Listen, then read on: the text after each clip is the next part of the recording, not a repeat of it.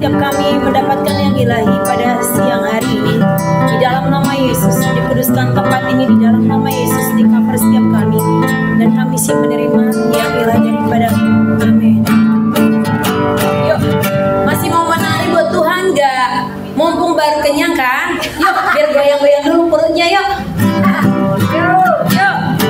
Yuk. Ya, suka-sukamu Tuhan, suka-sukamu Tuhan. Ini masih pelan loh temponya. Tuhan, ya, suka-sukamu Tuhan, suka-sukamu Tuhan, suka-sukamu Tuhan, suka-sukamu Tuhan, suka-sukamu Tuhan. Goyang ngedangdung, kata suka-suka. Suka-sukamu Tuhan, yes. Suka-sukamu Tuhan, suka-sukamu Tuhan, suka-sukamu Tuhan,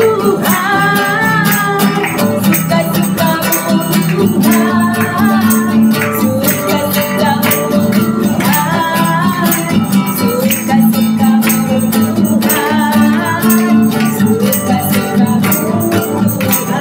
Kayaknya belum panas ya, boleh nggak kedua jarinya diangkat ke atas, tangannya ya? Siapa yang dangdut? Nah, makanya latihan nih sekarang ya. Yuk, jari tangan kedua angkat ke atas. Mulai dari 1, 2, 3. Suka-sukamu Tuhan, biarkan roh Tuhan bekerja, biarkan roh sukacita Tuhan turunkan setiap kita. Ya Tuhan, biar suka-sukamu dalam hidup kami.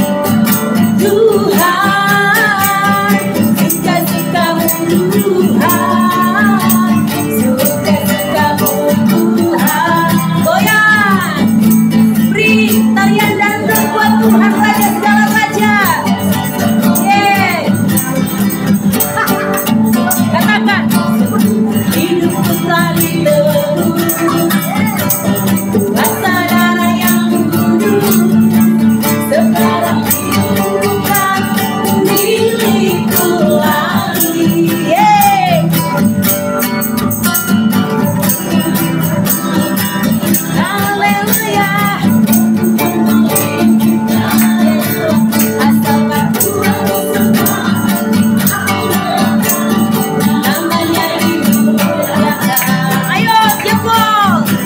Kamu Tuhan, yeay.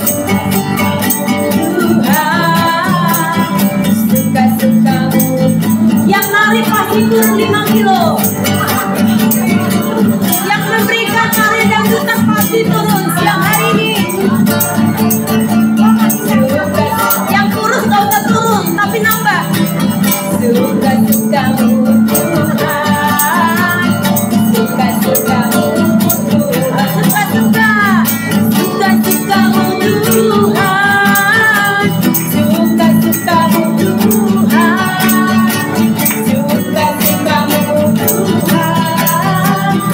suka-sukamu Tuhan, suka-sukamu Tuhan, suka-sukamu Tuhan,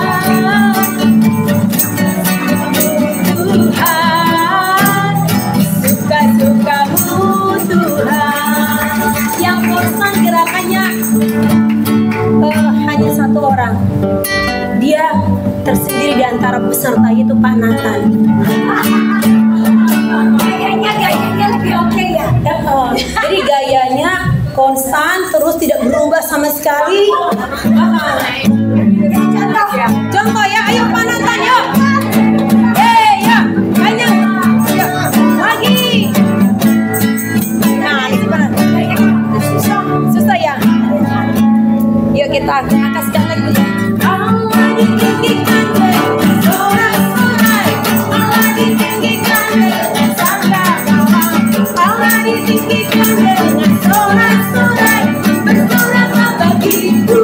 Sekali lagi, bersoraklah bagiku.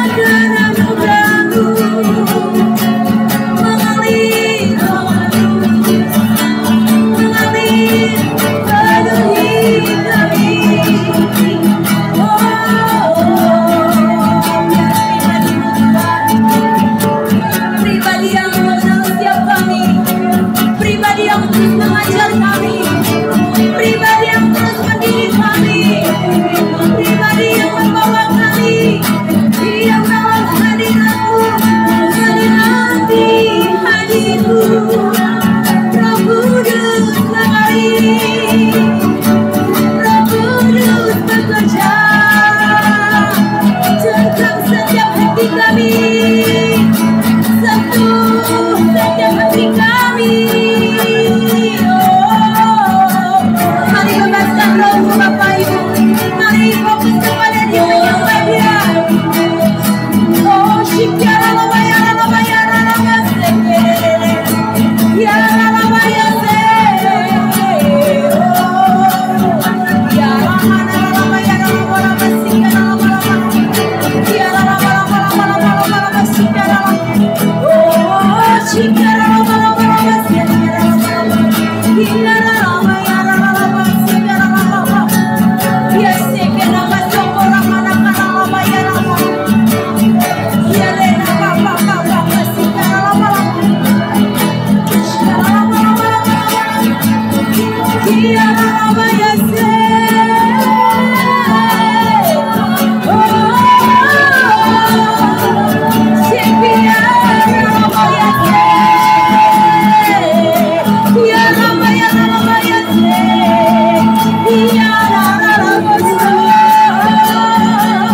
mari bernyanyi bagi Dia, mari mainkan kecapi penyembahan-Mu. Shikenapa sokora labaya sena labase,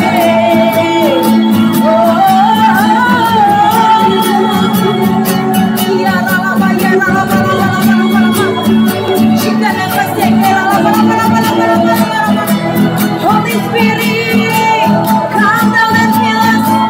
Holy Spirit, fill yourself up. Shekara Maria, bebaskan rohmu dan menyatu dengan Roh Kudus. Shekara Maria, pribadi yang sangat mengenal kami, pribadi yang menciptakan kami datang menyembah dalam hadirat-Mu.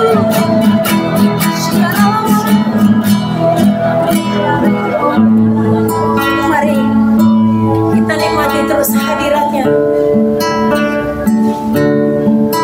Mari terus pandang Dia.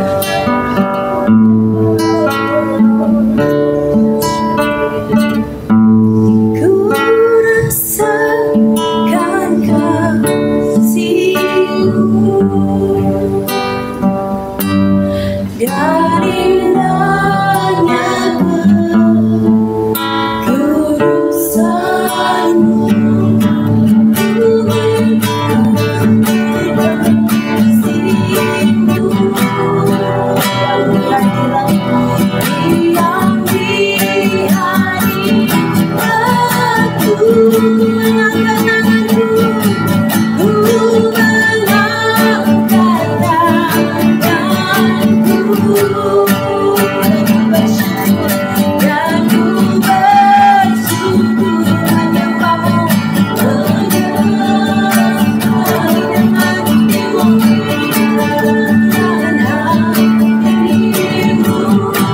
Diam di hadirat-Mu, diam di hadirat-Mu.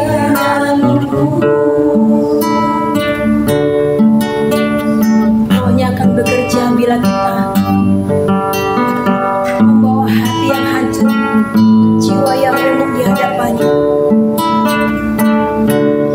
Mari sekali lagi katakan, ku rasakan kasih-Mu. Ku rasakan kasih-Mu dan indahnya kekudusan-Mu. Berdiri dengan kasih-Mu, diam di hadirat-Mu, diam di hadirat-Mu.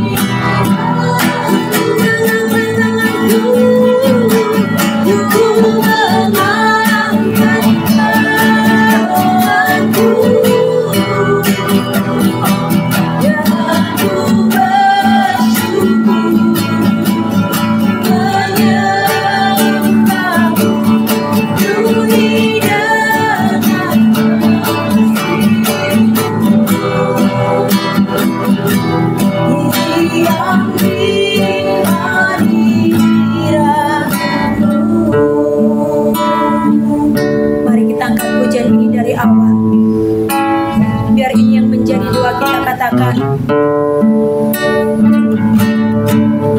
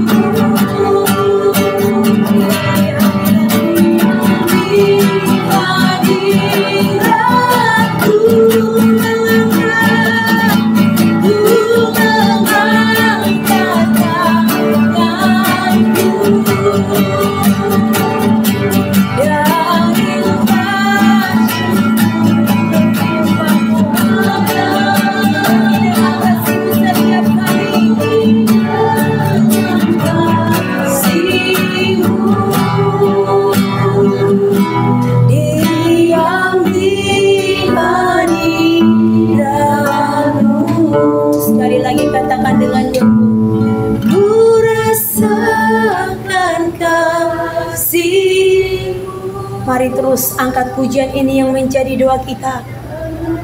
Bersyukur menyembahmu, penuhi dengan kasih-Mu. Diam di hadirat-Mu Tuhan, diam di hadirat-Mu. Ku mengangkat tanganku, ku mengangkat tanganku,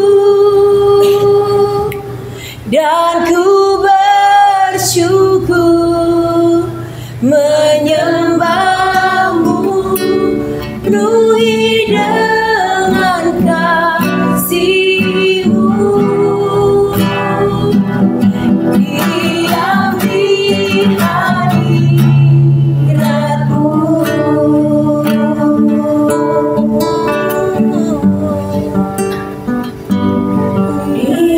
di hadirat-Mu. Diam di hadirat-Mu. Diam di hadirat-Mu.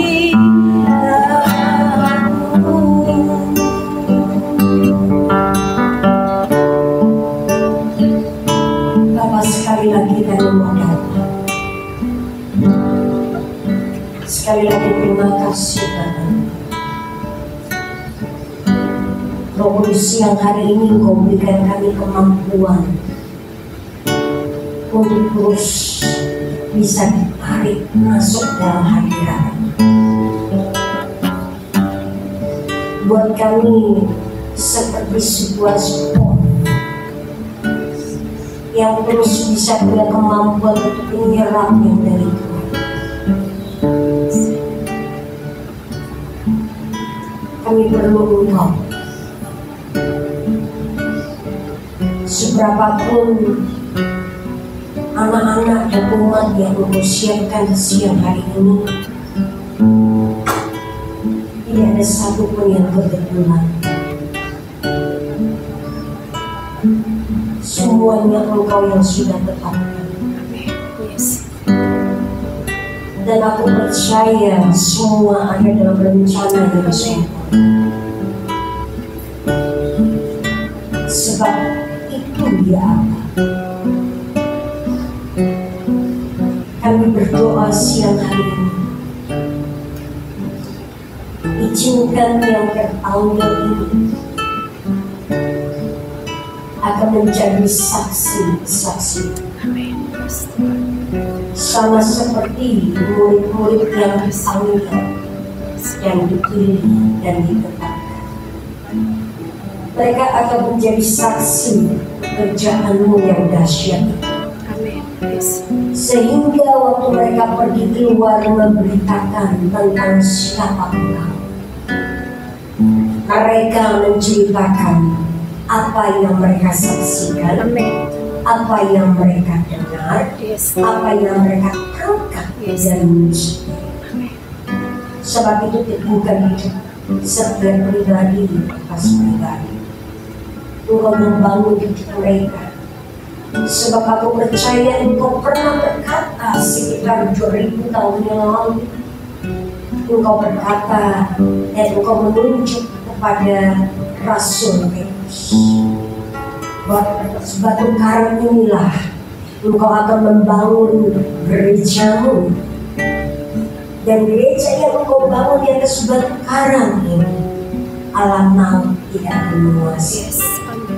Tuhan, inilah gereja-gerejamu, inilah batu-batu penjuru, inilah batu-batu hidup yang one day akan keluar ke seluruh pelosok bangsa demi bangsa, seluruh pelosok tempat demi tempat, untuk mendemonstrasikan kuasa dan kasih Allah, untuk menunjukkan jalan dan kebenaran kepada orang-orang yang terbelenggu, untuk membebaskan setiap tawanan, semua yang dirantai oleh tradisi mereka, oleh kebenaran diri mereka, semua yang terpenjara oleh karena masa lalu mereka. Engkau berkata Engkau melengkapi mereka dengan segenap kuasa dan karunia demi karunia untuk memutuskan ikatan-ikatan yang melepaskan setiap awan dan mengeluarkan mereka yang awan penjara maupun sampai di lubang-lubang sumur yang paling dalam yang tidak berair dan gelap.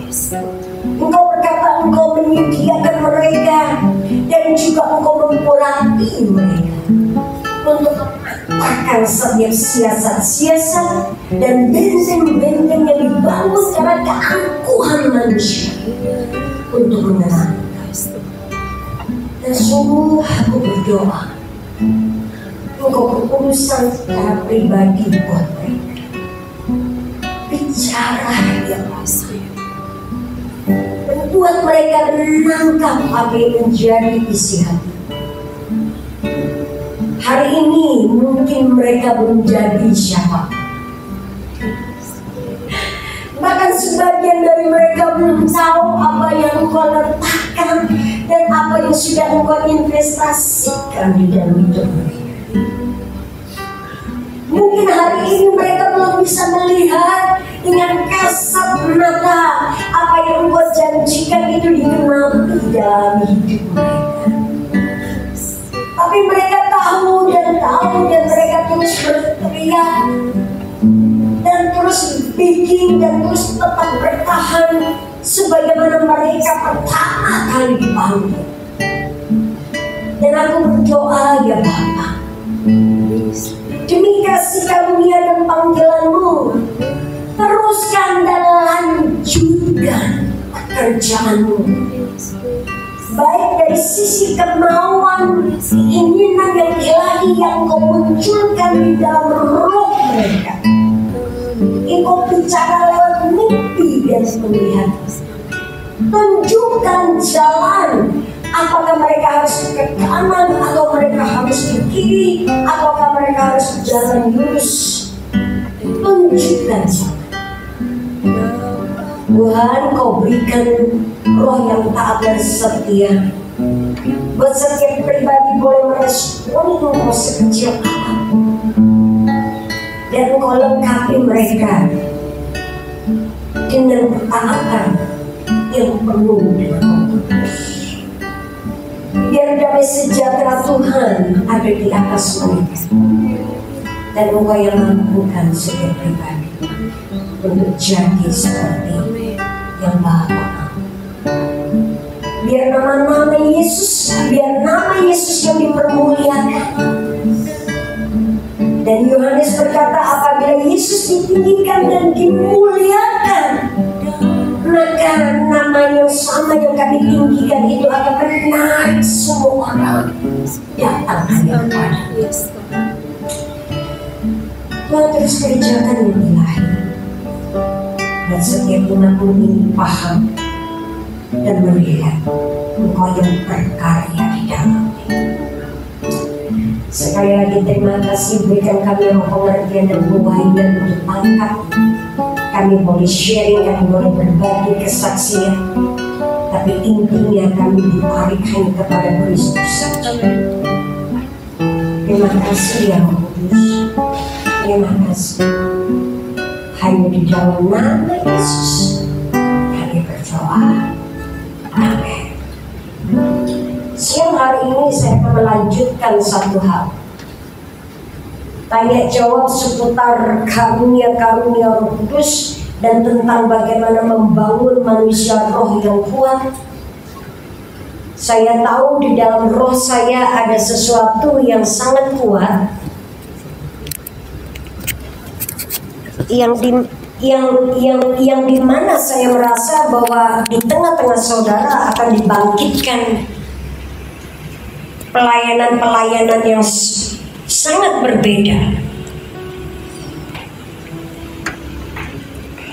Itu sebabnya siang hari ini saya mau lanjutkan kembali soal tanya jawab.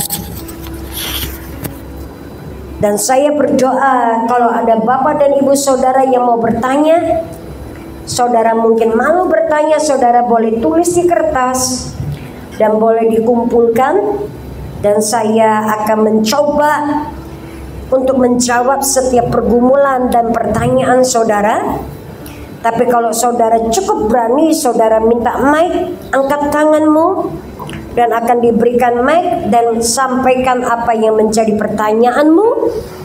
Setelah itu kita akan mulai membentuk kelompok kecil-kecil dan kita akan praktek.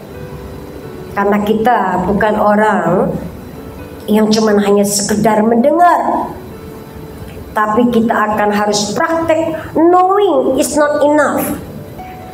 Sekedar mengetahui saja itu tidak cukup, but we must apply. Kita mesti mempraktekkannya, kita mesti menerapkannya. Oke? Kalau cuma hanya sekedar dengar dan tahu saja, banyak orang di luar tahu. Justru karena banyak pengetahuan yang mereka tahu membuat mereka sombong tanpa sadar. Persoalannya bukan seberapa banyak kita tahu, tapi seberapa banyak yang kita tahu itu kita pernah mempraktekkannya dan mengaplikasikannya dalam hidup kita. Itu persoalannya. Tuhan, sejujurnya saya mau berkata tidak butuh gelar yang ada di belakang nama kita atau di depan nama kita. Tuhan tidak butuh S1, S2 dan S3-nya kita. Karena kalau orang bersedia dan mau aja, engkau nggak lulus sekolah SMA pun Tuhan bisa pakai kok sebetulnya. Dan Tuhan itu nggak butuh kok kita punya intelektualnya kita, sebetulnya Tuhan nggak butuh. Itu sebabnya Paulus berkata, apa yang dulu dipandang hina oleh dunia, sekarang justru Tuhan pakai untuk mempermalukan orang-orang dunia yang pandang siapa elo, statusnya elo, latar belakangnya elo, itu apa yang kamu punya, itu yang dunia nilai. Tuhan punya cara kerja yang memang bertolak belakang lah dengan dunia. Karena memang kita ini bukan dari dunia, kita dari Tuhan. Kalau kita asalnya dari Tuhan, maka baiklah kiranya cara kerja kita pun akan disesuaikan dengan cara kerja di mana kita berasal. Kita ini cuma hanya numpang dan ditaruh Tuhan di dunia ini untuk Tuhan pakai menjadi sebuah kesaksian. Destinasi kita, tujuan akhir kita bukan di dunia, tapi kita ada di dunia ini dengan sebuah maksud dan tujuan untuk menyatakan dan mendemonstrasikan pekerjaan Tuhan lewat manusia yang sudah jatuh dari dosa dan di dalam dosa dan dibawa dan dibangkitkan lagi oleh Tuhan dan dibersihkan dan diperlengkapi oleh Tuhan menjadi sesuatu dan alat di tangannya. Tuhan itu cuma mau pakai hidup kita untuk mendemonstrasikan kepada dunia, supaya orang-orang yang hidup di dunia ini tahu siapa Tuhan. Saya tidak berbicara soal agama. Saya jujur mau berkata, Yesus Tuhan tidak lahir untuk membentuk agama. Yesus Tuhan tidak lahir hanya untuk orang Kristen. Tuhan lahir untuk semua umat. Dulu nggak ada lembaga agama. Sekarang semakin banyak lembaga dan dilembagakan. Ada begitu banyak manusia dikelompok-kelompokkan, dipisah-pisahkan. Yesus Tuhan tidak untuk cuma hanya satu suku. Yesus Tuhan lahir dan mati di atas kayu salib dan hari ketiga bangkit dan naik ke surga untuk setiap umat manusia. Jadi tolong please rombak cara berpikirmu. Hanya untuk orang Kristen, hanya untuk agama ini, hanya untuk agama ini. Enggak. Buktinya Tuhan tetap mewahyukan dirinya dengan cara yang berbeda kok. Setiap umat manusia memanggil dia dengan cara yang berbeda. Kalau Tuhan membiarkan setiap pribadi memanggil dia dengan berbeda-beda panggilan, kenapa kita harus berkata, oh yang hanya panggil Tuhan Bapa itu yang benar? Siapa yang bilang? Atau mungkin ada orang yang berkata yang cara pelayanannya begini itu yang benar. Siapa yang bilang?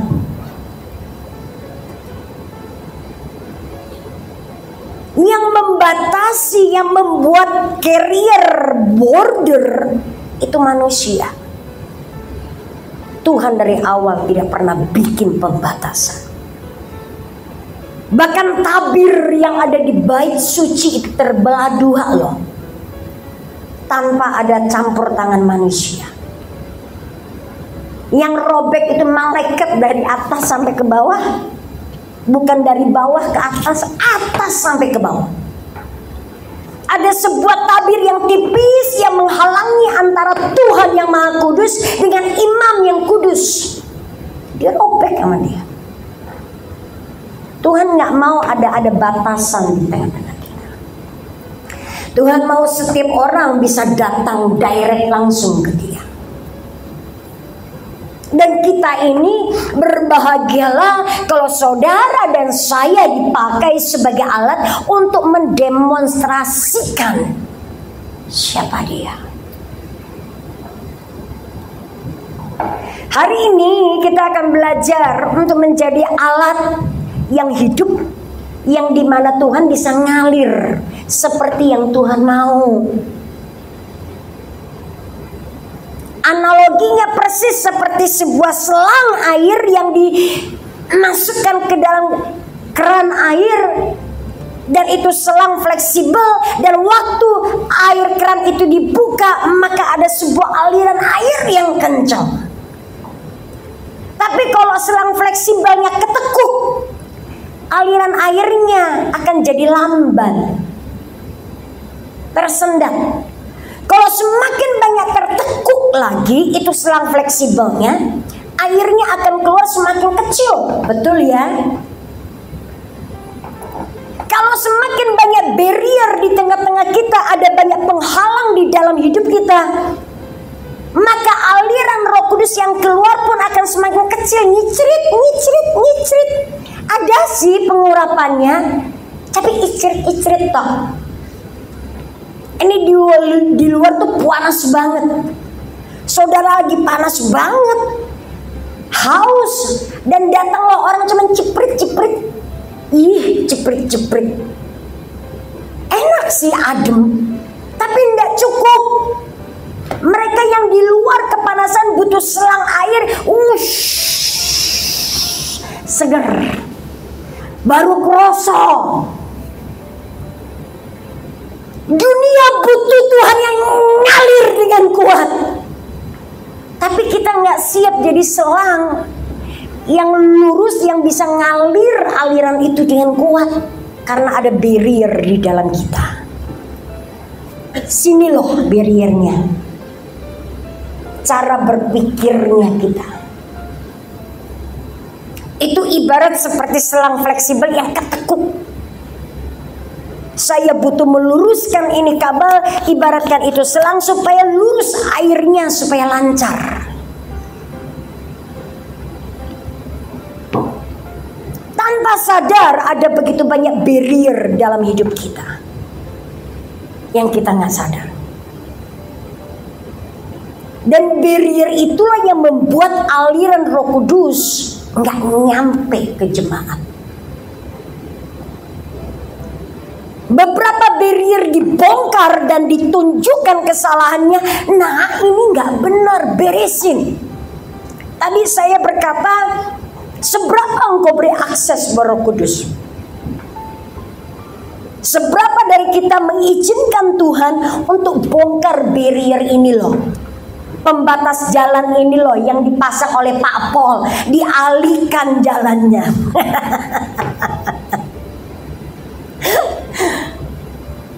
Yang warna orange itu loh, ini butuh disingkirkan supaya Tuhan bisa mengalir dengan kuat, karena ini sudah waktunya. Tuhan mau aliri seluruh jemaat, baik yang ada di dalam gereja maupun yang ada di luar gereja. Ini sudah waktunya. Beberapa teman-teman bertanya, beberapa dari antara saudara sudah punya karunia-karunia di dalamnya, tapi masih tidak mudeng, tidak ngerti. Ini masuk karunia apa ya Bu ya? Salah satu pertanyaannya adalah, salah satu saudara kita punya sebuah pelayanan. Kalau setiap kali diminta untuk pelayanan datang ke satu tempat, ada di satu rumah, tiba-tiba saudara kita ini mendapatkan sebuah penglihatan. Tentu saja di alam roh. Saya melihat ada raksasa gede Bu, hitam. Saya nggak ngerti itu apa, dan saya nggak tahu itu karunia apa.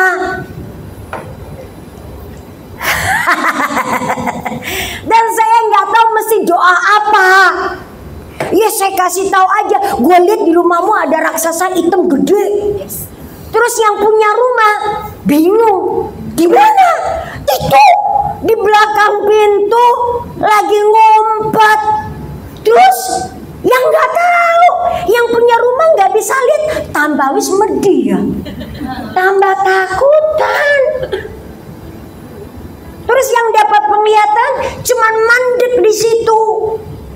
Cuman kasih tahu ada sesuatu loh di rumahmu, tapi nggak kasih jalan keluarnya. Kudu diapa no? Diusir kah? Atau suruh panggil pemadam kebakaran? Atau telepon 911, tolong dong tim Ghostbuster datang. Usir loh. Nggak ada jalan keluar. Ada lagi beberapa teman-teman yang punya pernyataan Roh Kudus waktu di tengah-tengah lagi berdoa syafaat atau sedang berdoa, kemudian menyampaikan sebuah pesan atau pernyataan roh yang berkata, Tuhan berkata engkau harus beresin tuh pekerjaanmu di kantor. Kamu sudah mengalami pasang surut, omsetmu turun jauh sekali, berkurang 70%. Tuhan berkata, kamu gak bayar perpuluhan.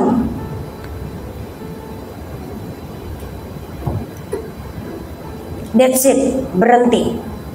Terus yang mendapatkan pernyataan, yang mendapatkan pesan yang ditunjuk itu, perasaan minggu bulan lalu aku baru bayar perpuluhan. Baru bulan lalu aku bayar. Ya agak telat sih. Telat 1 minggu. Ya gak apa-apa lah, masih bulan itu masih berjalan, belum berakhir. Perasaanku baru bayar deh. Tapi pernyataan pesan Tuhan, omset lu turun 70% gara-gara lu gak bayar perpuluhan. Kontradiktif. Dengan orang menyampaikan pesan, dengan orang yang menerima pesan. Iya apa iya? Iya.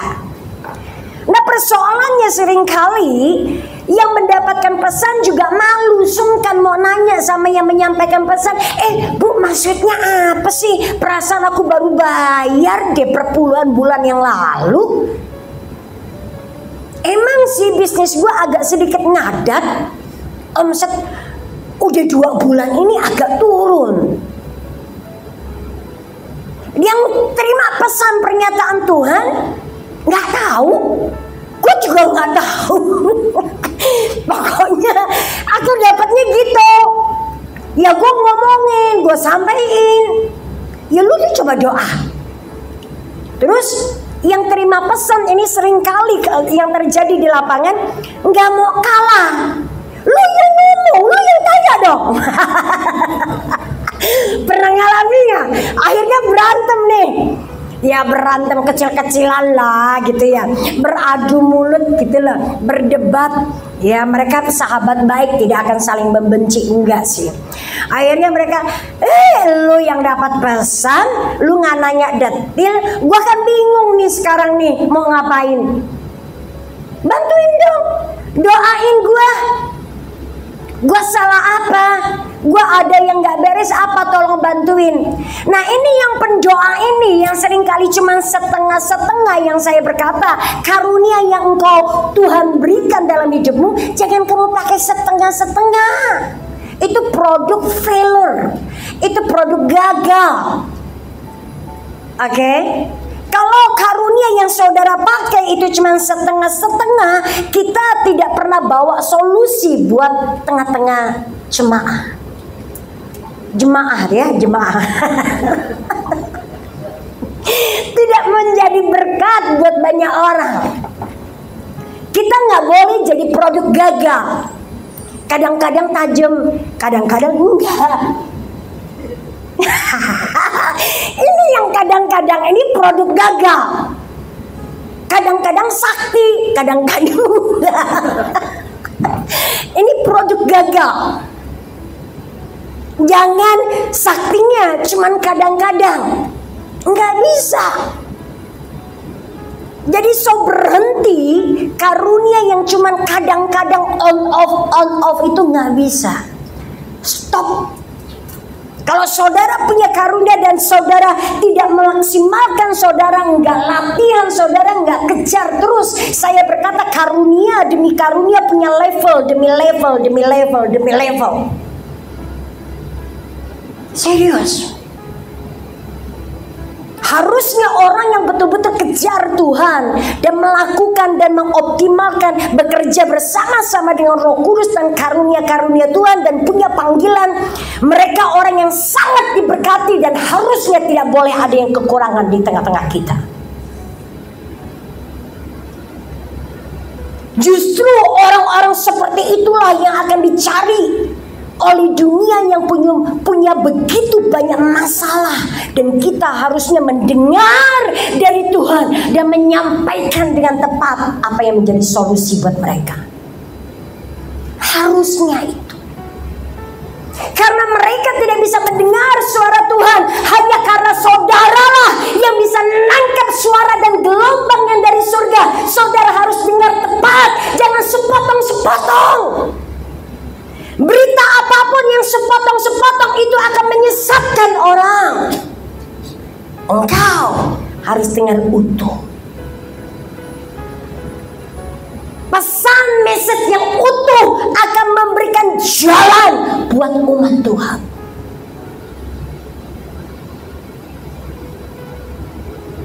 Come on. Saya akan teriakkan saudara, hari ini berhenti. Kadang-kadang peka, kadang gue lagi gak peka nih. Tolong bertobat ya. Hari ini penyembahan naik, besok kagak naik. Besok setengah naik, jangan setengah naik. Jangan nanti dibilang kok setengah naik kayak pocong baik. Nggak ada yang kayak begitu. Harus koreksi dan evaluasi. Karena hubunganmu dengan Roh Kudus pun pasang dan surut. Kita mungkin akan mengalami surut dalam hubungan dengan Roh Kudus, tapi jangan sampai kekeringan, kering kerontang. Karena ada banyak orang yang akan datang dalam hidupmu dan minta beri aku minum. Akan ada orang banyak yang datang dan berkata, ajari aku untuk kenal Tuhanmu. Karena banyak orang akan datang dan berkata, ajari aku untuk mendengar suara Tuhan. Mereka tidak akan mengharapkan lagi pendeta yang berbicara atau berkhotbah di depan mimbar ini. Mereka akan cari saudara. Sekalipun tidak ada titel, label pendeta kah, penginjil kah atau apapun, tapi mereka lihat hidupmu itu loh, engkau berjalan dengan Tuhan dan mereka tahu itu loh Tuhan. Sekalipun tanpa ada toa di mana-mana, gue nabi nih, nabi berjalan. Enggak perlu saudara bagi-bagi kartu nama. Gua Nabi Eva Kartika Marta Dinata. Enggak perlu. Singa adalah singa. Singa enggak perlu pakai kartu nama.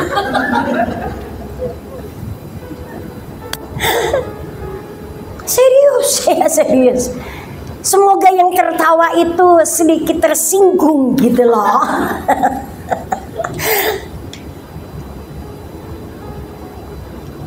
Engkau dokter, engkau bisa berkata oke, kita operasi. Tapi Bu, mari kita berdoa. Operasi Bu, operasi bukan berdoa. Doa dulu. Halo Dokter Ivan, beranikah? Kalau enggak saya nggak operasi Bu. Kalau saya berani. Doa dulu. Saya akan mimpin berdasarkan iman dan kepercayaan saya. Mau? Ya karena lu yang operasi, mau nggak mau diiyain. Doa. Tapi jangan berdoa syafaat kelamaan lah.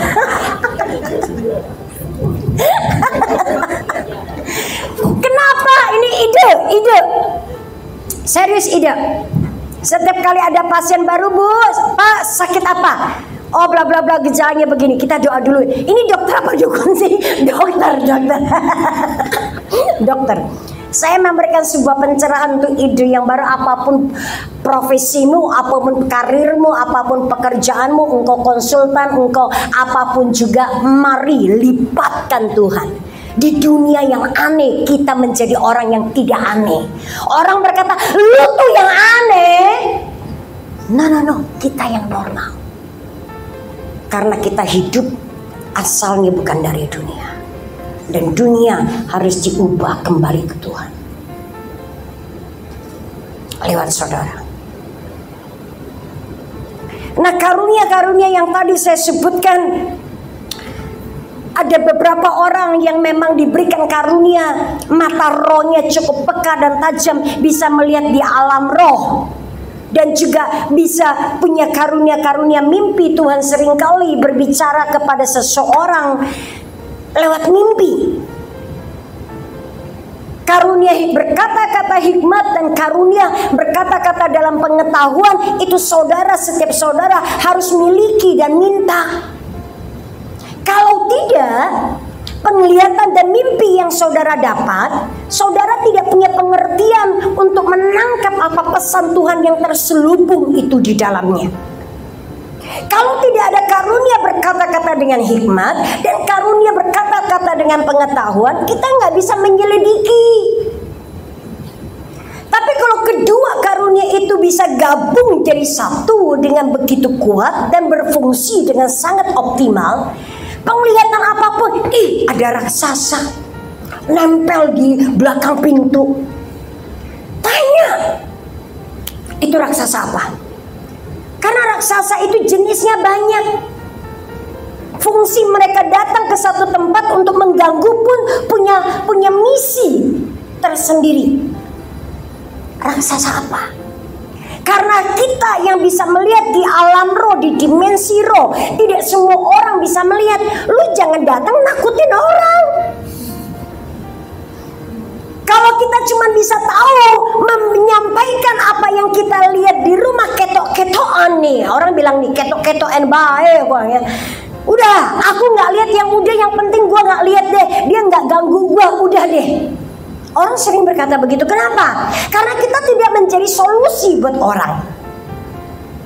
Sehingga orang yang mendapatkan pelayanan kayak begitu yang setengah-setengah itu jadi males.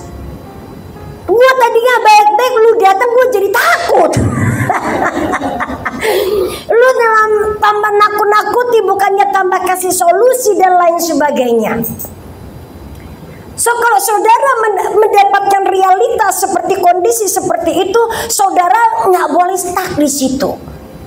Itu tanda saudara mesti genjot pompa, upgrade lagi karunia yang dimana saudara sudah punya. Itu sebabnya kemarin saya kasih tugas, kenali saudara punya karunia apa. List seberapa banyak yang sudah diaktifkan. Dari semua yang saudara sudah punya dan diaktifkan, berapa banyak kalian saudara sering pakai? Karena Tuhan tiba-tiba ngomong kemarin di akhir session, itu yang saya belum sampaikan ke saudara. Ada beberapa saudara, cek ya, saudara cek ya. Yang punya karunia sudah dikasih, saudara tahu sudah dikasih. Saudara nggak pakai dan itu dipendam ke dalam tanah. Sama seperti orang perumpamaan yang diberikan satu talenta. Dan dia nggak tahu bagaimana menggandakan itu talenta. Dan dia punya sebuah cara pandang yang berbeda kepada Tuhan. Dan dia berkata, dia Tuhan yang jahat. Dia umpetin. Karena dia nggak ngerti, karena dia nggak mau belajar, cari tahu, diumpetin. Tuannya datang, bikin hitung-hitungan, gua kasih lu modal, mana kembalinya? One day Tuhan akan tanya loh. Jangan saudara berpikir ya udah itu kasih karunia, Tuhan akan bikin hitung-hitungan. Tuhan nggak lupa, kita yang lupa. Catatan di surga nggak bisa di-delete. Lu pernah pinjam apa, lu pernah ngutang apa di sorga, catatannya ada. Saudara pernah dipercayakan apa, hitung-hitungannya, tanggung jawabnya ada, bro, sis. Serius. Perumpamaan itu jelas loh. Tuhan akan bikin hitung-hitungan. Kan Tuhan kasih. Tapi Tuhan akan bikin hitung-hitungan. Artinya apa? Semua yang Tuhan percayakan dalam hidup kita, baik itu diinvestasikan lewat hidup kita, itu harus ada return back-nya, ada hitungannya. Engkau gandakan atau tidak. Tuhan tetap memberkati yang engkau kerjakan, tapi engkau gandakan atau tidak. Bagaimana Tuhan itu bisa memberkati kalau engkau tidak gandakan, lu tanam. Sampai Tuhan itu marah loh. Lu kalau nggak bisa kerja, lu paling tidak lu kasih ke orang yang bisa menggandakan ini uang, supaya uang yang aku percayakan di kamu nggak mandek. Gua datang, lu bisa tinggal bayar pakai bunganya dan itu jadi milik lo. Ini hamba yang malesnya minta ampun. Ini saya kasih penjelasan nih. Saya baru terima pewahyuan tentang hamba yang Tuhan berkata ini hamba jahatnya minta ampun. Makanya Tuhan tuh marahnya. Aduh, karena ini hamba males, udah nggak bisa kerja, bukannya mikir gue nggak bisa kerja, ini ada modal digandakan, dibuat bagaimana caranya supaya ini menghasilkan, supaya nanti Tuhan yang menginvestasi dia terima berdasarkan yang diinvestasikan dan berikut bunga. Ini hamba jahat, ini hamba bukannya hanya males. Udah males, dia berpikiran yang punya buruk sangka dengan tuannya. Dia bilang, biarin gua tanam, biar dia kere, biar dia bangkrut. Dia ngutuki Tuhan. Makanya Tuhan berkata ini hamba jahat. Karena di dalam hatinya hamba itu berkata, ini Tuhan, dia nabur di mana dia tidak, dia ngambil hasilnya di mana dia tidak tabur. Itu sebabnya Tuhan berkata, lu jahat. Tuhan tinggal perintahkan, lempar aja itu ke penjara, tempat yang paling gelap, yang paling dalam. Saudara, karunia roh, one day Tuhan akan buat hitungan buat setiap kita. Kita pakai untuk melakukan apa yang menjadi kehendak Tuhan, ataukah kita pakai sekehendakmu, semauku, atau seturut dengan yang Tuhan mau. Hari ini, apakah masih ada pertanyaan, 1-2 pertanyaan yang masih tersisa di dalam ruang hatimu, yang kamu berkata, aduh receh banget bu pertanyaan gue, malu gue, gue takut nanti diketawain, gue takut nanti yang nanya udah mahasiswa, udah punya gelar, gue nanti takut receh didengerin pertanyaan gue. Nggak penting lah, nanti Ibu Elisa juga ketawain saya, pertanyaan gue nggak bermutu. Bapak,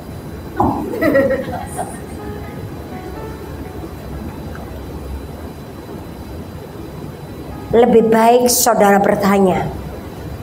Kalau saudara tidak bertanya, bukan sesat di jalan, bukan. Mbak, kalau sesat di jalan gampang, turning back, putar balik. Kalau kita sesat di jalan masih oke, bisa putar balik. Kalau kamu salah dan sudah berada di jalur dan kamu salah, nyimpang ke kanan atau nyimpang ke kiri, atau engkau tidak tahu harus lurus atau gimana, dan engkau salah pakai dan kamu berpikir ini benar, sampai di ujung enggak, salah. Nah ini karena lu nggak nanya. Kedua, karena lu malu bertanya. Ya, saya sekali lagi berkata, saya tidak seolah-olah saya tahu segala sesuatu atau semuanya dan lain sebagainya, enggak. Tapi kalau ada yang saya nggak bisa jawab, saya akan ngomong kok, enteng aja, nothing tulus kok. Sorry, gue belum nyampe ke situ. Entah ya, kalau gue dikasih tahu Tuhan, gue jawab. Simple. Saya akan lempar ke saudara, siapa yang bisa jawab pertanyaan saudara yang si A? Sekalian toh uji coba. Tes sekalian, saya kepengen tahu sampai sejauh mana dan sedalam mana. Habis itu kita akan praktek. Oke? Silakan kalau ada yang mau bertanya. Kalau enggak ya kita akan langsung praktek. Kita akan melakukan apa yang menjadi tugas kita. Minggu depan kita akan masuk dalam panggilan Tuhan dan pengurapan Roh Kudus. Kita akan belajar 2 topik yang cukup menarik, dan saya jujur mau berkata ini cukup berbobot, dan kita harus tangkap 2 topik ini karena itu intinya. Oke, saya berdoa tidak ada yang miss 2 session minggu depan. Yuk silakan. Selamat siang, nama saya Vera. Aku mau tanya yang tentang karunia berkata-kata dengan pengetahuan dan perbuatan. Soalnya sering ada yang ngomong ke aku itu hati-hati tentang dua karunia ini, karena beda tipis antara dua karunia ini sama roh tenung yang masuk ke orang itu. Nah, jadi kayak dari pihak yang menyampaikan, kenapa dia tidak sadar kalau itu roh tenung. Terus kalau dari kayak saya yang menerimanya itu kadang-kadang kan ini ada cara uji nubuatan itu kan yang disampaikan harus orang percaya. Itu udah cek. Betul. Terus dikonfirmasi orang lain. Bahkan ada kadang tuh aku juga sampai terima firman Tuhan sendiri tuh checklist. Terus yang C ini kadang-kadang kayak gimana ya? Bukan kadang-kadang sih, sering samar. Samar dalam arti? Jadi kan di sini kan tujuannya memuliakan Tuhan. Emang kesannya itu tuh udah memuliakan Tuhan, tapi setelah digali lebih dalam ternyata tipis itu nggak kelihatan gitu kan. Nah, kalau yang penggenapannya itu ya belum sih gitu. Nah itu gimana ya maksudnya? Oke. Nah, soalnya cara uji nubuatannya itu berarti kan hampir 90% udah Masuk, iya. 99,9 saya rasa ya. Terima kasih. Itu sama apa? Sama tentang yang memperkuat manusia roh. Itu kan hampir semua orang, bahkan khotbahnya Engkong Yusa itu kan bilang bangun pagi, doa pagi, karena Tuhan Yesus pun itu bangun pagi gitu.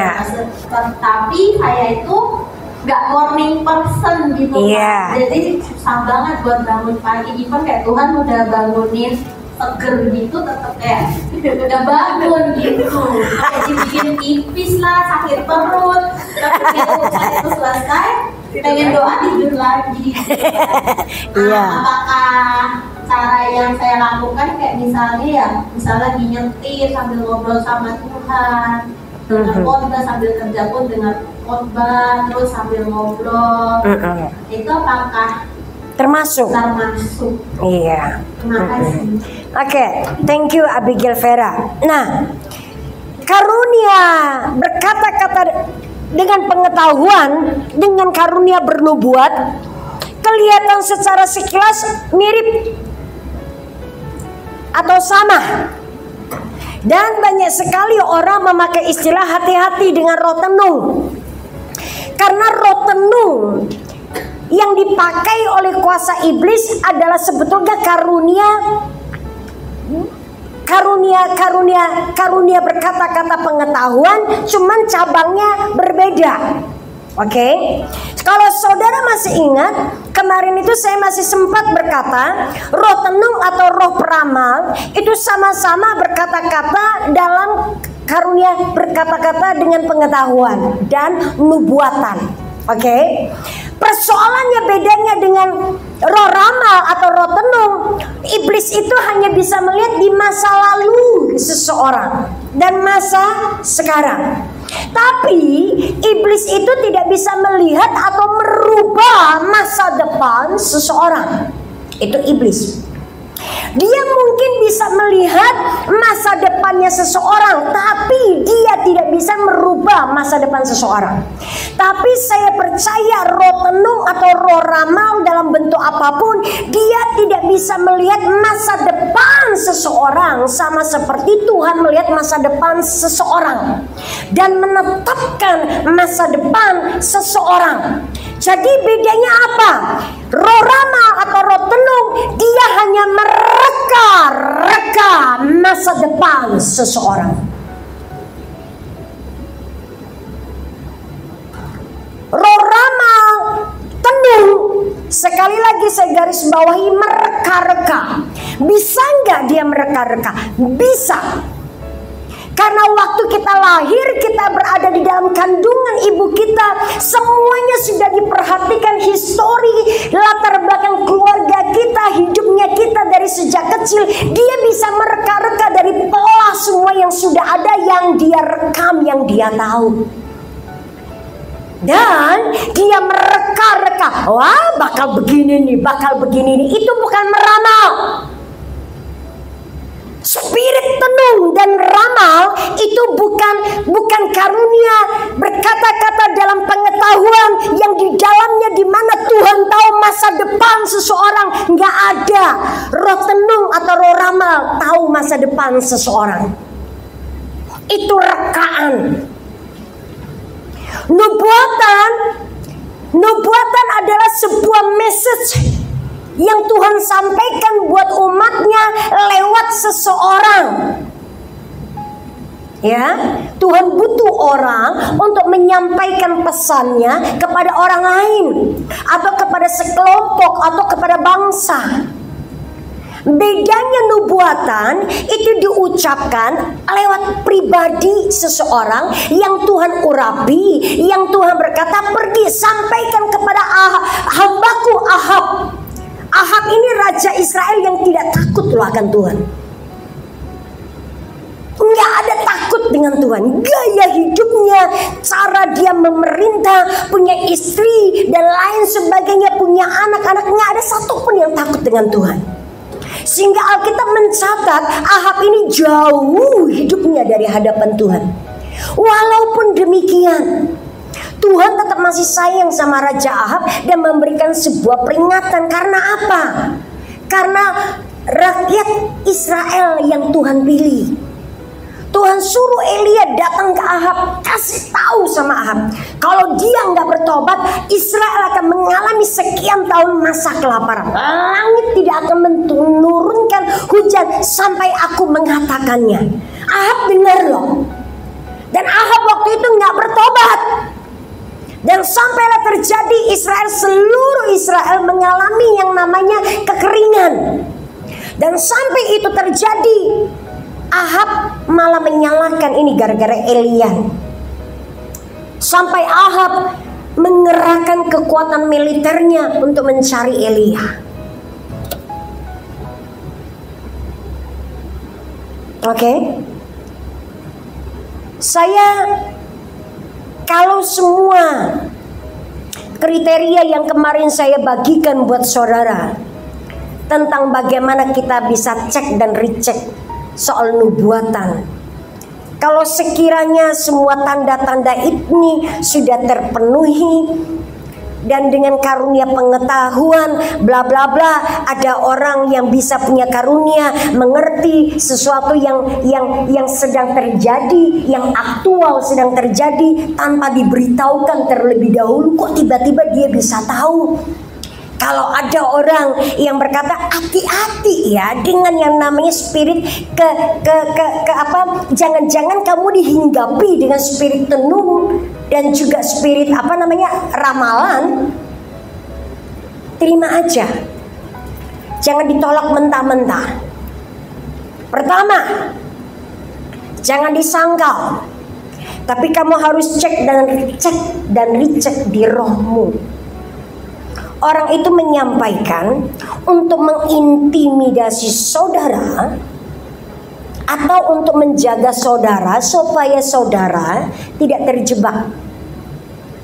Memang kita harus berhati-hati karena iblis waktu menjebak kita, dia tidak akan bawa sesuatu yang kelihatannya perbedaannya sangat kontras. Betul? Kalau dia datang dan muncul dengan sebuah perbedaan yang sangat kontras, kita mah udah nggak usah berdoa, udah tahu Allah iblis itu mah Allah, iya kan? Tapi kan iblis seringkali kenapa banyak orang itu disesatkan dan terjebak karena dia menyerupai begitu rupa, ya kan? Yang kita berkata, aduh bedanya sangat tipis, betul? So gimana caranya kita bisa mendeteksi ini yang bukan dari Tuhan dan ini yang dari Tuhan, dan orang yang menyampaikan dengan sebuah motivasi dan modus yang murni untuk menjaga kita supaya kita nggak jatuh. Itu sebabnya kita butuh karunia untuk membedakan roh, saudaraku. Kalau kamu nggak punya karunia membedakan roh, melihat behind the scene, kamu akan terjerat. Kamu akan terjerat terjerat dengan intimidasi, bahkan orang-orang yang paling dekat dengan kita.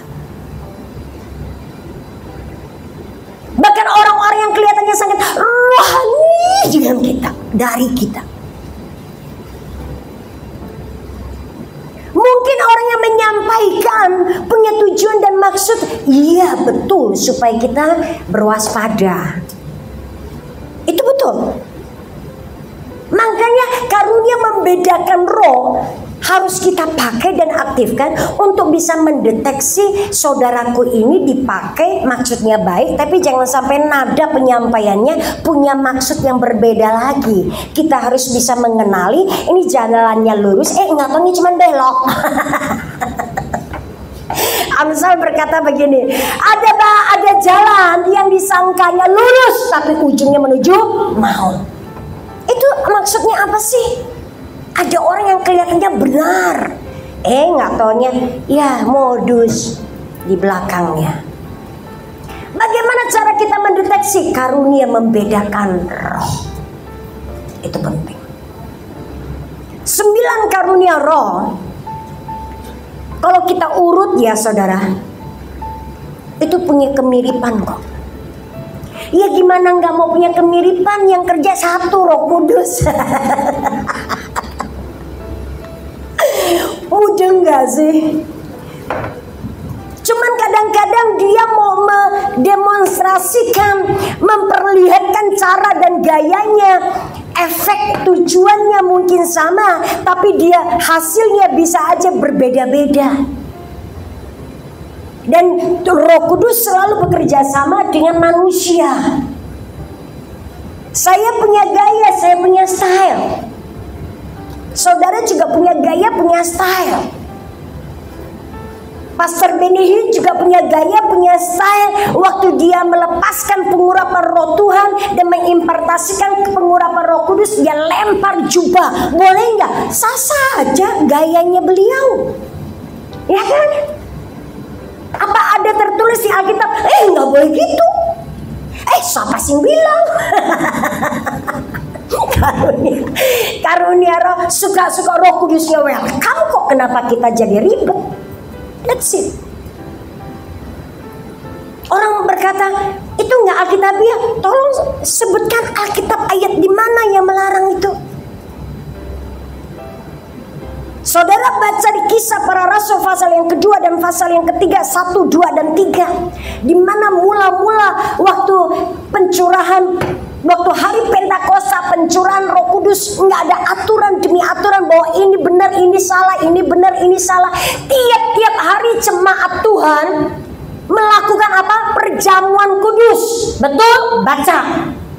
Baca, saudara, baca. Baca. Sekarang ada oknum yang berkata perjamuan kudus nggak boleh tiap hari, nggak alkitabiah. Baca di Kisah Para Rasul. Tiap-tiap hari jemaat Tuhan melakukan perjamuan loh, mengangkat dan mengingat kematian Yesus di atas kayu salib. Tiap hari.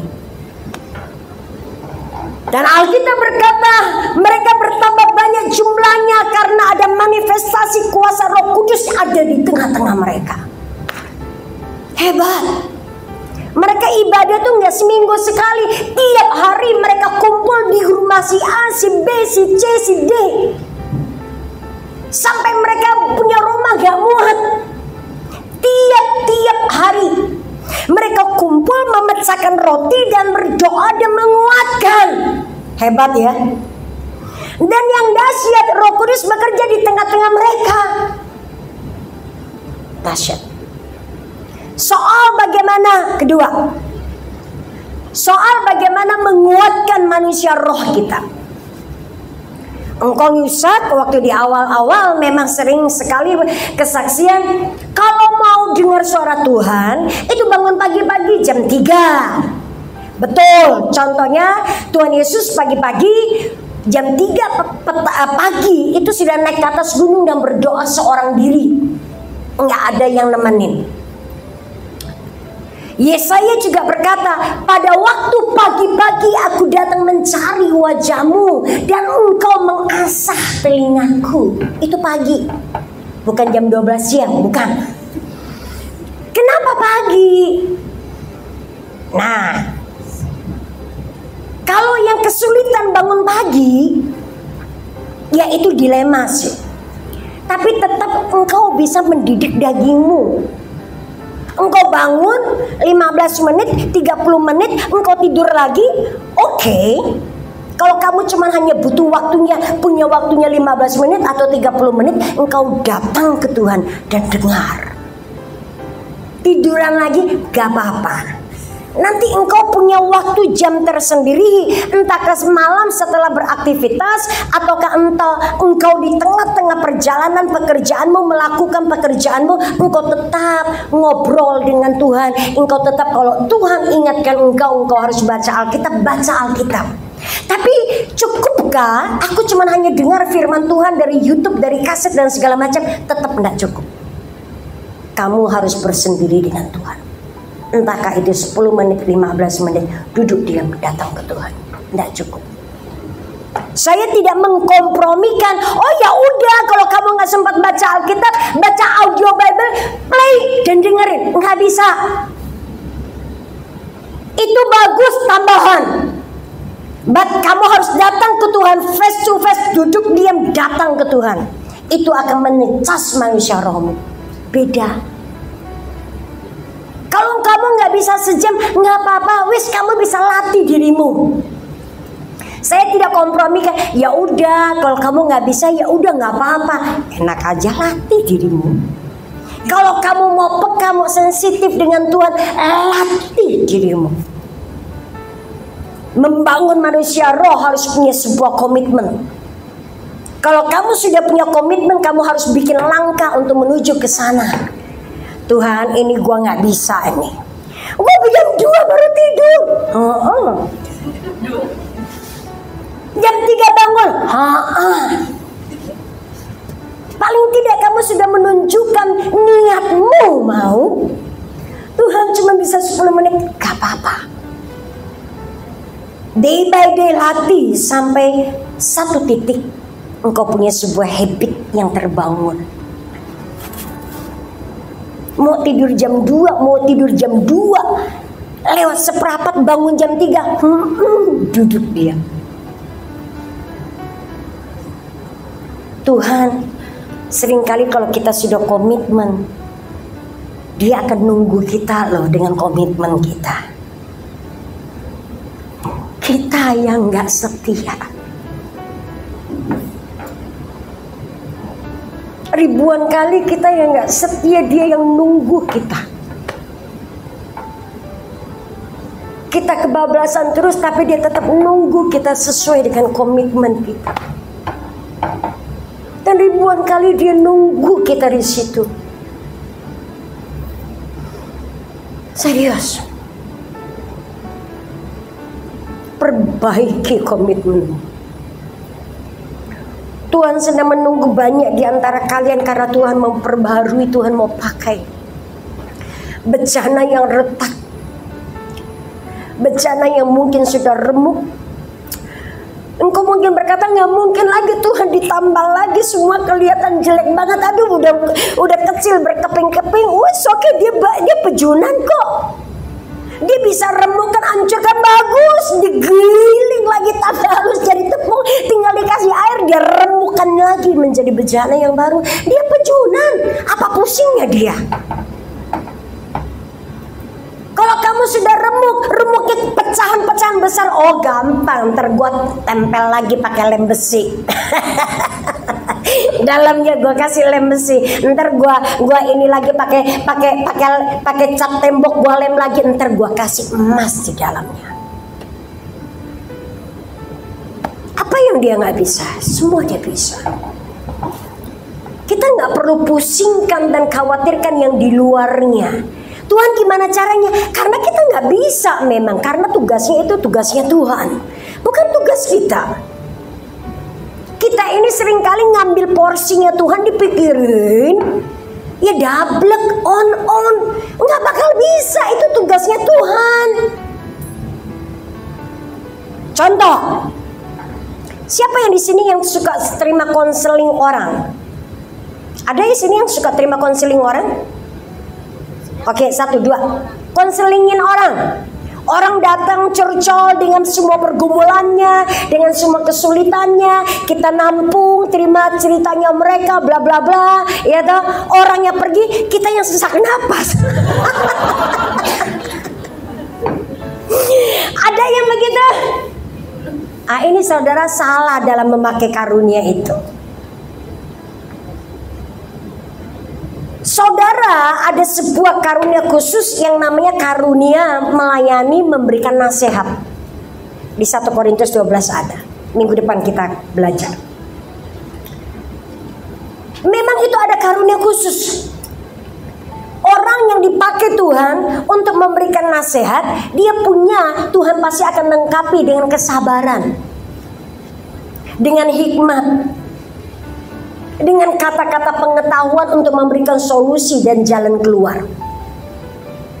Tapi orang yang memberikan konseling atau mengkonselor orang, menjadi konselor orang lain, minimal membiarkan Tuhan memimpin hidupnya lewati setiap jalan supaya dia punya pengalaman berjalan dengan Tuhan. Kalau saudara nggak punya pengalaman berjalan dengan Tuhan, jangan sekali-sekali terima konseling orang. Karena nasihat yang akan keluar itu bukan karena berjalan dengan Tuhan, tapi nasihat yang keluar karena pengalaman manusiamu yang ujungnya akan menjebak orang itu tanpa kamu sadar. Kedua, waktu kamu terima konseling dari orang lain, semua curhatan hati orang, kesulitan orang, lu pikul sendiri. Makanya orang pergi keluar dari pintu, wah lega, karena sudah dilemparin di kamu. Dan kitanya tanpa sadar, aduh kok berat ya, pegel. Ya lu salah. Sering saya dulu juga ngalami kayak begitu. Sampai satu kali saya bilang, Tuhan mau konseling orang, gua nggak sabar. Pertama, gua maunya to the point, lu maunya apa? Orang itu kadang-kadang dia nggak butuh solusi dan jawaban loh. Dia cuma butuh lu duduk diam, gua cuma mau lu dengerin gua. Kalau begitu gua nggak cocok. Serius, saya bilang kalau gitu saya nggak cocok Tuhan. Tapi saya dilatih Tuhan 3 tahun untuk terima, dengerin. Tahun pertama gue capek. Ya itu yang saya bilang berat badan gue. Dia pulang lega, sayanya yang berat. Saya bilang Tuhan kok begitu sih? Gue nggak mau, makanya gue nggak mau. Saya bilang aku nggak punya roh kesabaran. Oh gitu ya Bu ya? Oh nggak bisa begitu. Mana ada orang konselor galak? Nggak ada.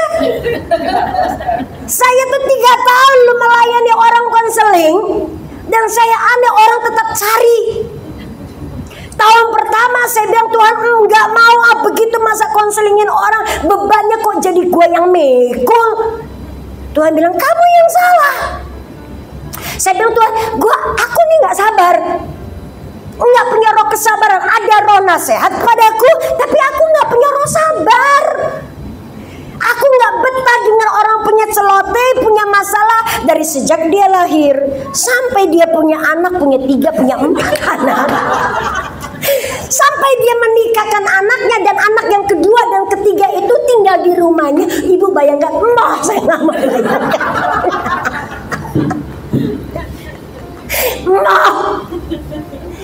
Urusan lo.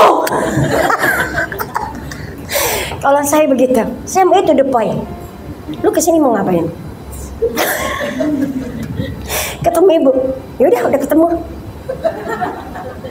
Bukan gitu Bu, gue mau cerita. Panjang apa pendek?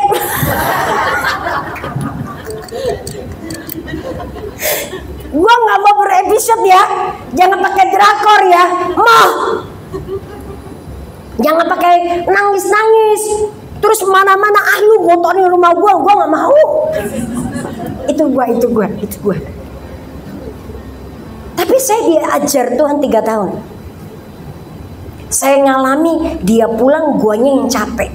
Saya datang menghadap Tuhan. Tuhan, aku gak sabar, gak bisa. Aku yang jadi marah, dia gak marah sama suaminya. Gue yang marah sama suaminya. Gue gak kenal suaminya. Gimana sih saya bilang. Pernah. Saya pernah. Saya berurusan dengan Tuhan. Tuhan bilang, kamu salah. Roh Kudus berkata, kamu salah nak. Saya kasih kamu pelayanan supaya kamu tahu setiap pelayanan punya lika-liku yang berbeda, supaya engkau bisa tunjukkan jalan bagi orang lain. Saudara mau tahu? Orang-orang yang memberikan konseling buat orang lain, karena ada roh hikmat yang Tuhan taruh, makanya orang cari kamu. Mostly kebanyakan mereka cuma hanya butuh supaya bisa tempat untuk buang sampah, itu pertama. Kedua, memang dia mau doakan dong, apa kata Tuhan, aku mau tahu. Kalau saudara nggak punya roh nasihat, nggak punya hikmat pengetahuan, dan nggak punya ketajaman untuk screening ini orang datang buat apa. Orang datang konseling ke kamu punya maksud loh, punya sebuah motivasi yang terselubung yang seringkali itu nggak murni loh. Ada orang-orang yang datang konseling hanya untuk memanipulasi karena kebaikan hatimu loh.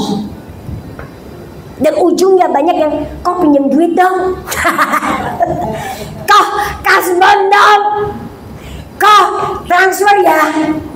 Jarang yang tanya, kok rekeningmu berapa, ntar gua transfer. Itu mah puji Tuhan.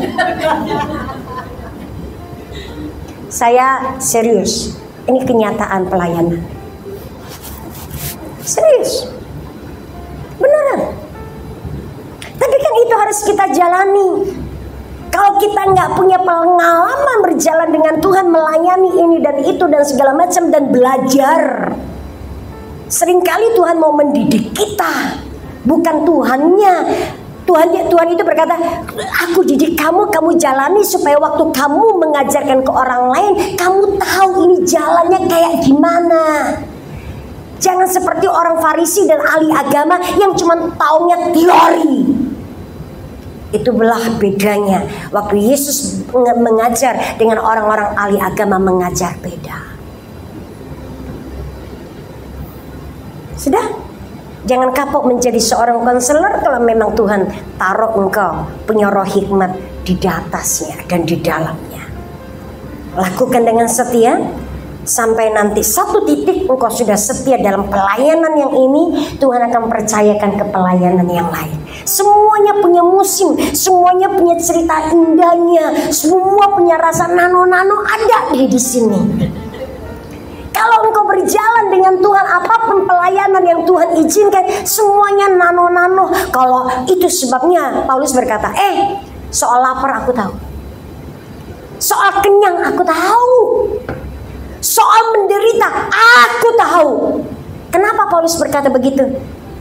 Semua musim dia sudah lewatin. Itu sebabnya apapun yang kita lewatin, kita berjalan dengan Tuhan, musim apapun, mau hujan, mau kering, mau salju, mau musim gugur, jalanin dengan Tuhan. Dan kita harus tahu berbagai musim itu punya trik dan strategi yang Tuhan mau di dalamnya. Dan kita harus belajar. Seringkali buat apa? Buat masa depan kelak pelayanan yang Tuhan mau percayakan. Kan saudara gak ngerti pelayanan apa yang nanti kelak Tuhan mau percayakan dalam hidup saudara. Karena Tuhan sedang menyiapkan saudara. Lihat juga enggak, dengar juga enggak, sehingga bingung mau doain apa. Pesan seolah-olah blank, gelap, gak ada apa-apa. Kalau sudah sampai di titik seperti itu, nggak ada pesan apapun, jangan mencoba ya udahlah Tuhan berkati ya, Tuhan begini. Itu bukan pesan, ya. Itu doa secara natural, general, sama seperti diberkatilah engkau pada waktu keluar, diberkatilah engkau pada waktu masuk. Itu nggak ada pesan yang spesifik. Nah, kalau saudara menghadapi saat-saat seperti itu, sudah berbahasa roh, bla bla bla, masih blank juga, coba sentuh itu. Bahasa roh, pasti ada sesuatu impresi paling minimal, seperti kayak penglihatan secuplikat, sebuah gambar. yang saudara nggak ngerti itu gambar apa. Saudara lihat, satu orang itu berbahasa roh sampai gambar penglihatan yang cuma sekilas bagaikan kilat tiba-tiba muncul sebuah roh hikmat. Aku melihat sebuah gambar kayak kamu ada di tengah-tengah pinggir sungai. Aku nggak ngerti maknanya. Bahasa roh lagi, kalau waktunya cukup engkau bahasa roh lagi dan tanya Tuhan, Tuhan ini makna penglihatan apa maksudnya? Sampai engkau muncul sebuah impresi seolah-olah ada sebuah kalimat demi kalimat yang kamu tinggal baca. Itu pesan. Dan kita harus punya kemampuan menangkap yang di roh, sampaikan kepada seseorang. Itu yang dunia lagi tunggu.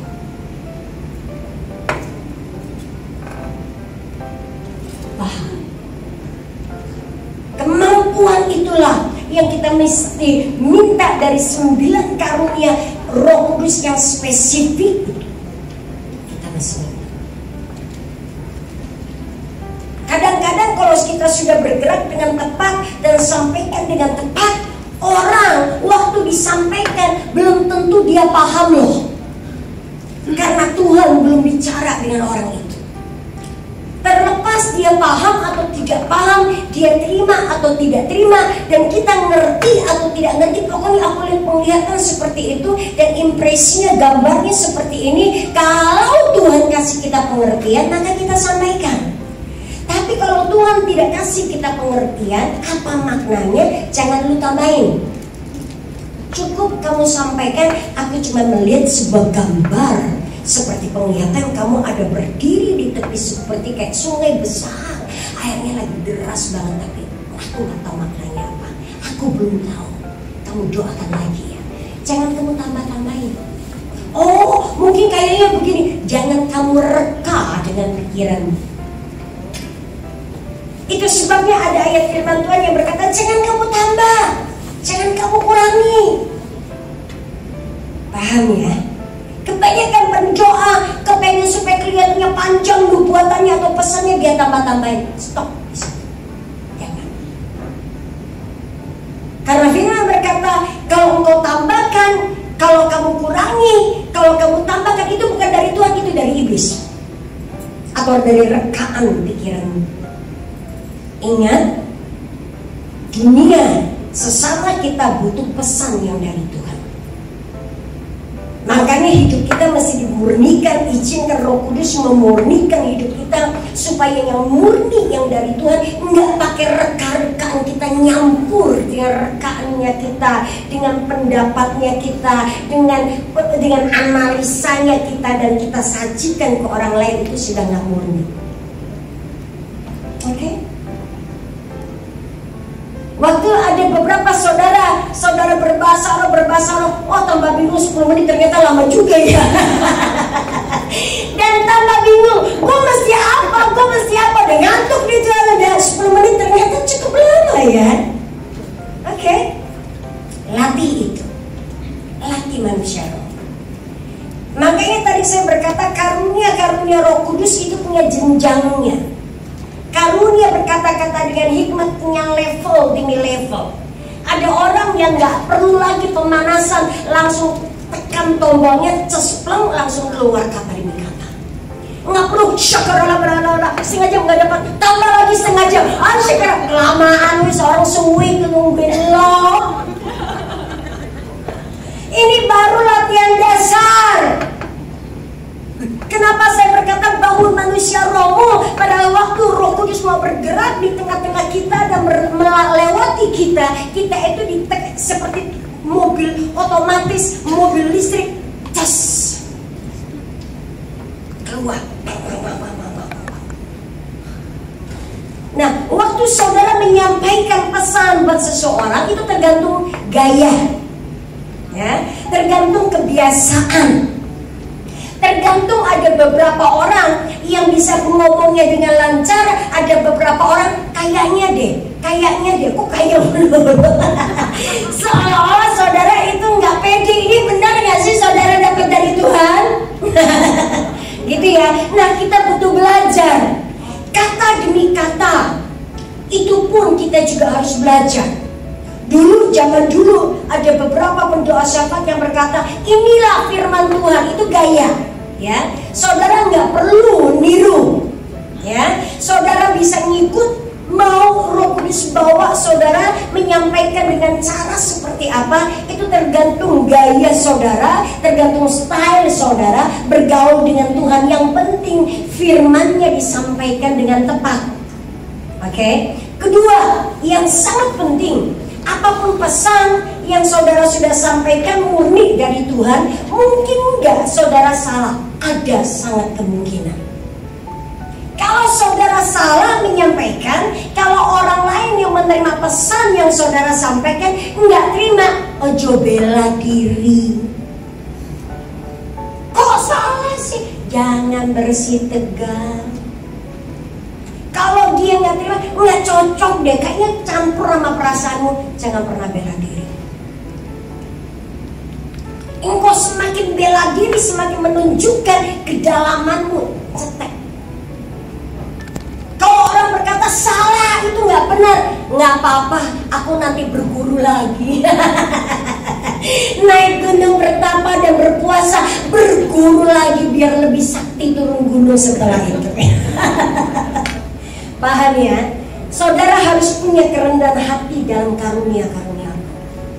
Semakin saudara yang berpikir dulu yang paling cesplong, saudara yang paling hebat, yang paling sakti, percayalah, Roh Kudus tidak akan berdiam di situ. Kalau kita menyampaikan pesan dan ditegur oleh orang lain, terima sekalipun di dalam. Masa sih begini-begini, kita nggak usah membela diri. Bela dirinya nanti waktu ketemu dengan Tuhan. Tuhan, kok bisa sih orang ngomong begini? Padahal aku udah ngerti persis yang kamu sampaikan. Aku sampaikan aja kok. Oke? Kita nggak bisa memaksa orang untuk terima pesan kita 100%. Nggak bisa. Ada selalu pro dan kontra, terlepas benar atau tidak. Ya? Jadi ini baru dasar. Minggu depan kita akan belajar, kita akan praktek. Saya berdoa kita akan lebih punya waktu